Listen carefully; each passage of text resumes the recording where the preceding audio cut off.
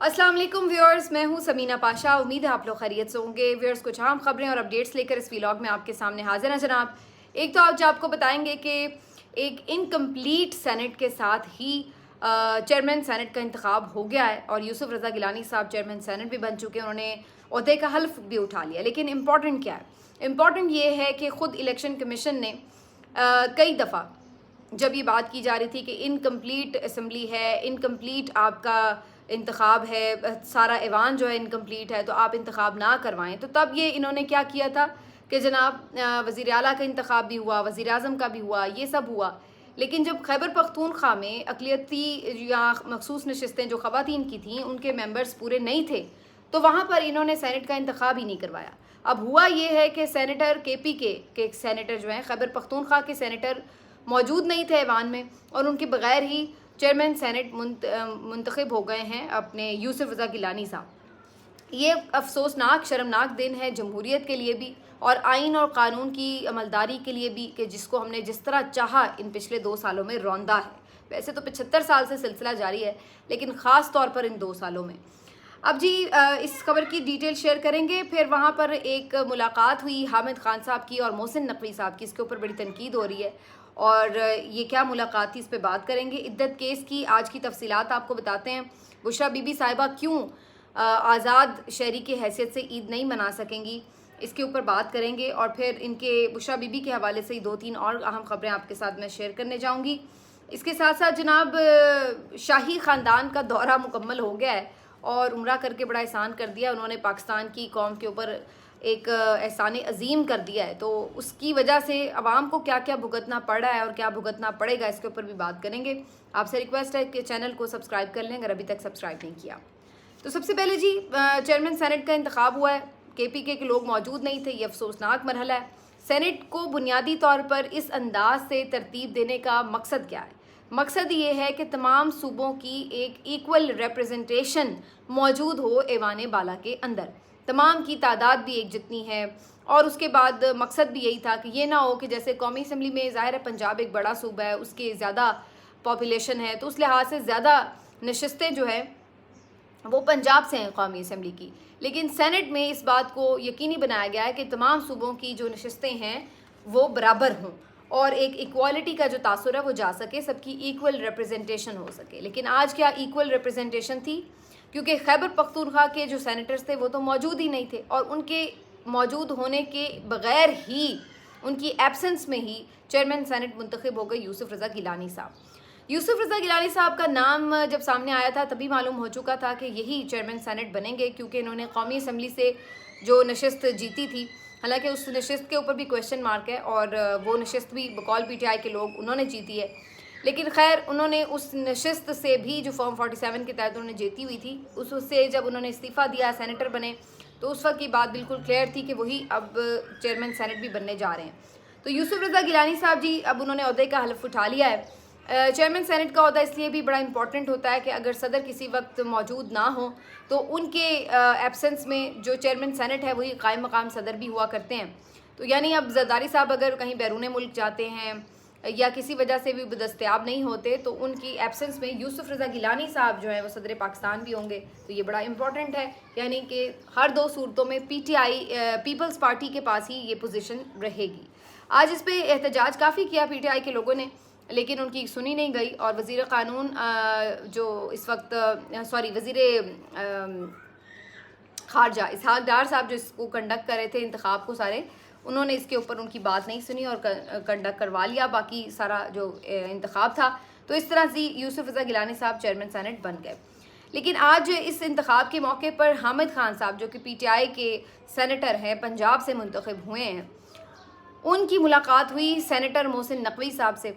और मोहसिन नकवी साहब से मुलाकात करते हुए हामिद खान साहब बड़े खुशगवार मूड में थे और बड़े उनसे खुशगपियाँ लगा रहे थे और उनकी बॉडी लैंग्वेज भी बड़ी पॉजिटिव थी। मोहसिन नकवी साहब के लिए बड़ी मोहब्बत छलक रही थी। तो इसके ऊपर काफ़ी तनकीद देखने में आ रही है सोशल मीडिया के ऊपर और सब लोग ये बात कर रहे हैं कि ये जानते बूझते कि मोहसिन नकवी एक इंतहाई नापसंदीदा और काबिल नफ़रत किरदार है पाकिस्तान तहरीक इंसाफ वालों के लिए, क्योंकि वो ये समझते हैं कि पंजाब में जो जुल्म सितम का बाजार गर्म कर रखा था और जिस तरीके से इनके वर्कर्स के साथ वहशियाना सलूक हुआ, उनके घरों के ऊपर जिस तरह से रेड्स करवाए गए पुलिस के थ्रू, और जैसे उनकी ख़वातीन के साथ ज़्यादती की गई, उन्हें इंतहाई बदतमीज़ी के साथ उनके साथ पेश आया गया, और फिर चादर चार दीवारी का तकद्दुस पामाल हुआ, उनके घर तोड़े गए, उनके कारोबार सील कर दिए गए और उनको फ़िज़िकली बेईमाना तशद्दुद का निशाना बनाया गया।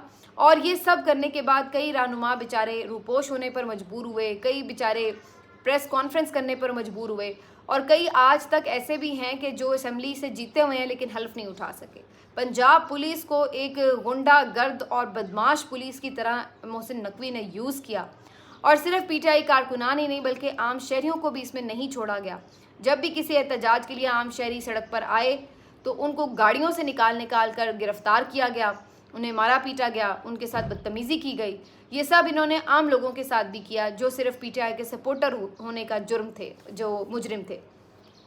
तो ये सब मोहसिन नकवी का किरदार है, एक शर्मनाक किरदार है मोहसिन नकवी का, जिन्होंने मीडिया में भी अपने तौर पर पूरी तरह एक लॉबिंग करके पूरा एक मीडिया भी मैनेज किया, पूरी जो इंतखाबी कैंपेन थी पीएमएलएन के लिए वो आसान की, जिस तरह चाहा उन्होंने उनके लिए लेवल प्लेइंग फील्ड बनाई। ये सब कुछ खिदमात की दी मोहसिन नकवी साहब ने, और उसके बदले में उनको सेनेटर भी बना दिया गया, उनको क्रिकेट बोर्ड का चेयरमैन भी बना दिया गया।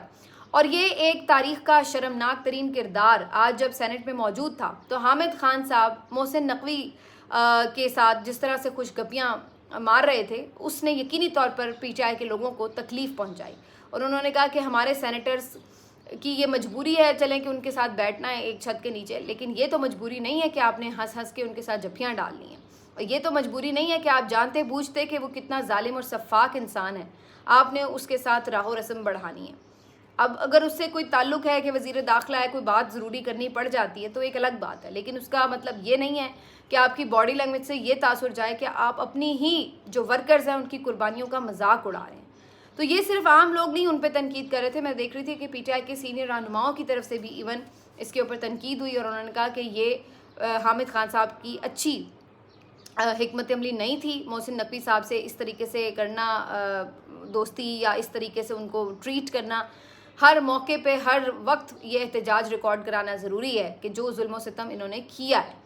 तो ये मैं भी समझती हूँ कि मोहसिन नकवी साहब ने जिस तरह से आइन और कानून को रौंदा, और निगरान हुकूमत जो कि एक गैर कानूनी हुकूमत थी ठीक यानी 90 दिनों के बाद, और उन्होंने पाकिस्तान के लिए एक जो क्राइसिस पहले से बना हुआ था उसको मज़ीद गहरा किया, और जो उन्होंने जुल्म किया आम लोगों पर वो कभी माफ़ नहीं किया जा सकता तारीख़ में।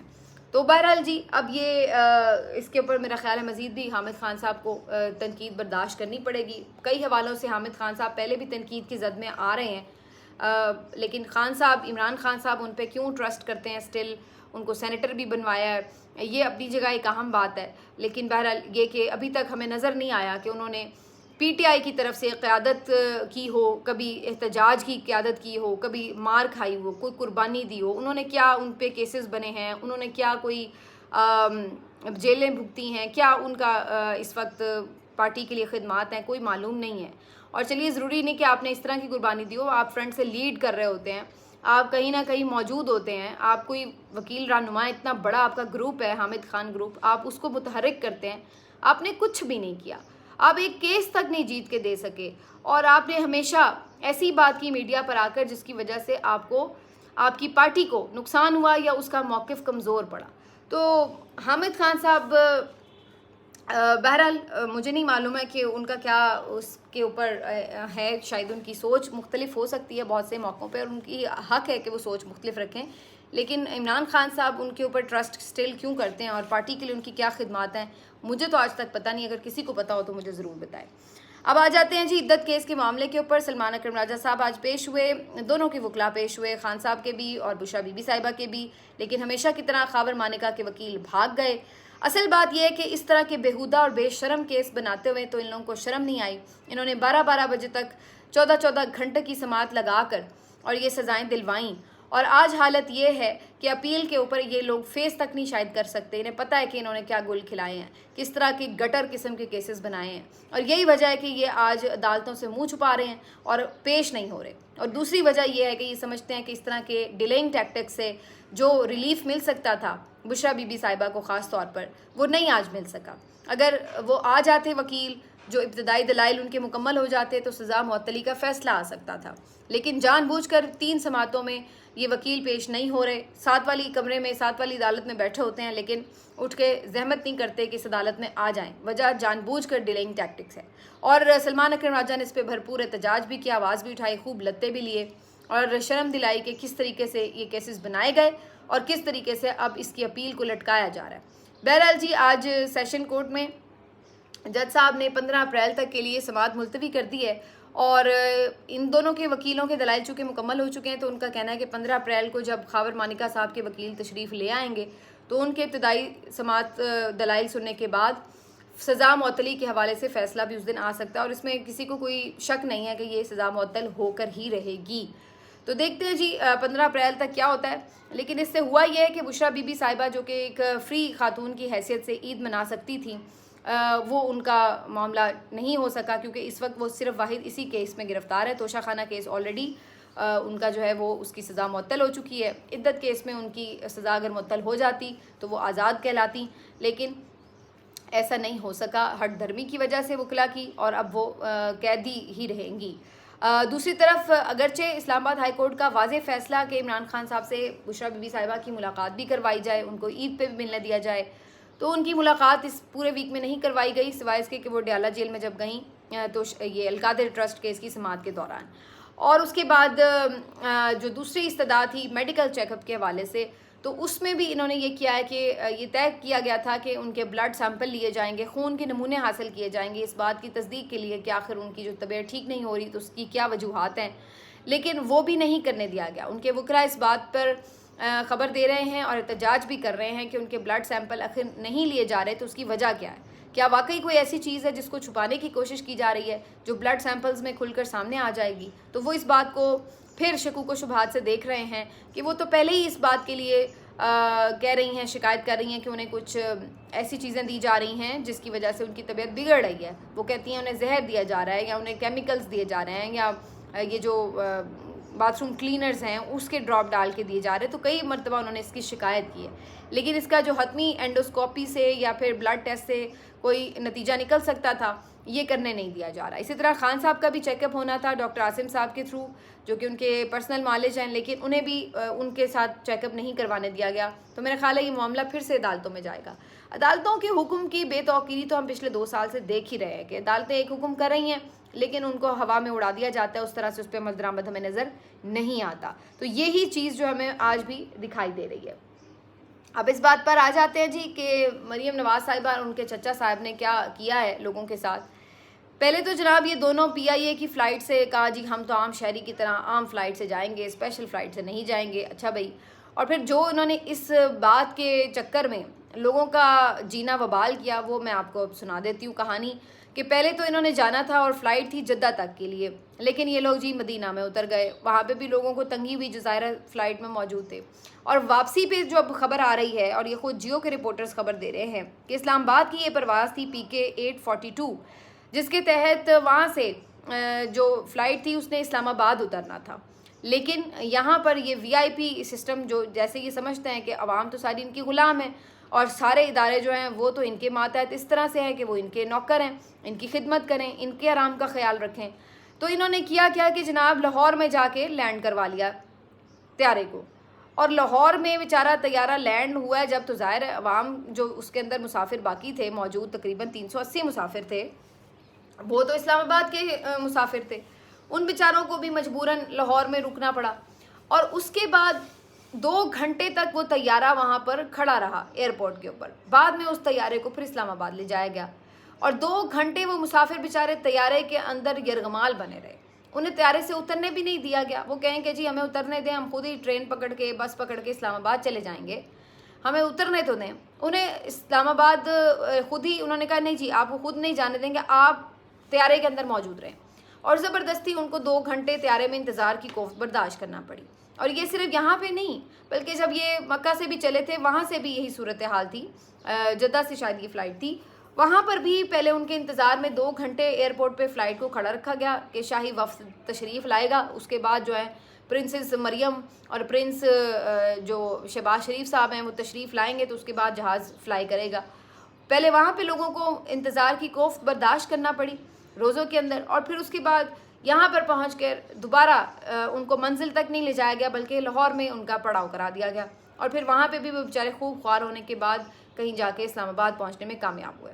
तो ये इनकी करतूतें हैं, ये वो लोग हैं। ये अवाम का एहसास तो इनके अंदर है ही नहीं है कि यार ये तो ऐसे समझते हैं कि ये सारे कमी कमीन हैं और हमारे लिए पैदा हुए हैं कि हमारी खिदमत करें और हम इनके ऊपर रूल करें।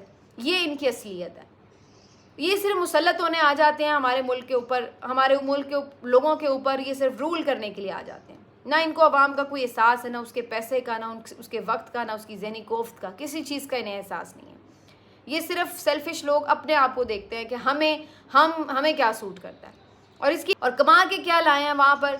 जी सऊदिया गए, जी सऊदिया बड़ा है जी, हम वहाँ पे मांगने गए हैं और जी हम बड़ा कोई तिजारती लेके आ जाएंगे पैकेज, ये वो कोई ख़ास उसमें बात नहीं हुई। $5 अरब के पैकेज के ऊपर जो सऊदिया बात भी कर रहा है उसमें भी ज़्यादा ज़ाहिर है उनका अपना ही फ़ायदा है, जो भी वो रिकॉर्डिंग में इन्वेस्ट करते हैं किसी भी तरह करते हैं, और वो भी अभी कोई फाइनलाइज नहीं है चीज़ें। उसका भी पहला मरहला, उसके भी मुआहदे का इम्कान। भाई आप गए ही थे तो फिर मुआहदा लेके आते तो कुछ पता भी चलता कि चलो कुछ तो फ़ायदा हुआ है। वो भी सिर्फ मुआहदे का इम्कान है। और आगे उन्होंने भी अब डू मोर के तकाजे शुरू कर दिए हैं। वो भी कह रहे हैं कि ठीक है हम भी आपसे करते हैं तिजारत, लेकिन ज़रा इंडिया के साथ भी अपने ताल्लुकात ठीक करें, कश्मीर का भी ज़रा मसला हल करें। भाई बात आपसे तिजारत की हो रही है, उसमें इंडिया का क्या काम आ गया? उसका ताल्लुक क्या है बीच में कि आप हमें यह हिदायतें दे रहे हैं कि जी इंडिया के साथ अपने मामलात दुरुस्त करो? तो ये अब असल बात ये है कि जब आप पैसे मांगते हैं तो हर कोई आपके ऊपर थानेदार बनता है, हर कोई फिर आपको डंडे से हाँकता है, कोई आपकी इज्जत तो नहीं होती ना फिर। अब आप वहाँ पे तिजारती मुआहदे की बात करने गए हैं, अगलों ने आपको हाँ जी जी पहले मरहले का भी मुआहदा होने का भी इम्कान का भी सोचना, और फिर अब वो जब होगा सब तब होगा। और अगर हुआ भी हो भी जाएगा होपफुली, लेकिन हुआ भी तो उसमें बज़ाहिर क्या है? अगेन वही बात है कि उसमें ज़्यादा तो सारा सऊदी कमाएंगे पैसा। तो ये जी सूरत हाल है और ये इन्होंने कमाया है इस दौरे से, और उसके बाद अवाम को सिवाय अजियत और तकलीफ़ देने के इनके पास कुछ भी नहीं है, इसके अलावा कुछ दे ही नहीं सकते। बहरहाल इससे मुतालिक कुछ मज़ीद अपडेट्स भी हैं सऊदीयत दौरे से मुतालिक, अगले वीलॉग में आपसे डिस्कस करेंगे। अपना ख्याल रखिए, अल्लाह हाफ़िज़।